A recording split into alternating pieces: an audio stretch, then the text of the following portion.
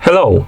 In front of me I have GARMIN Instinct 2 Solar Tactical, and I'm gonna show you how to factory reset this device by using the settings on the watch.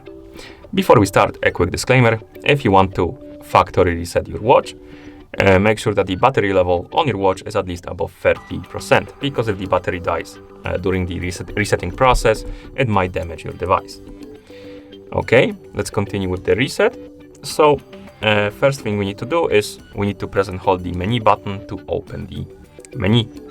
Once the menu opens, use the down button to scroll down, keep scrolling down until you find the option called System. Once you select the system, press the GPS button to enter. Now, scroll down through System and find the option called Reset, then press the GPS button to enter.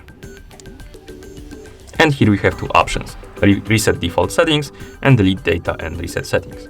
We want to select the second option because this option removes everything from the watch, so basically the user data and settings. But if you only want to reset the settings, you can also select the reset default settings. I'm gonna select the second option, delete data and reset settings, then press the GPS button, and then press the GPS button to confirm and start the resetting process. Oh no, we need to also confirm again. So scroll down by pressing down button, select yes, and press the GPS button again.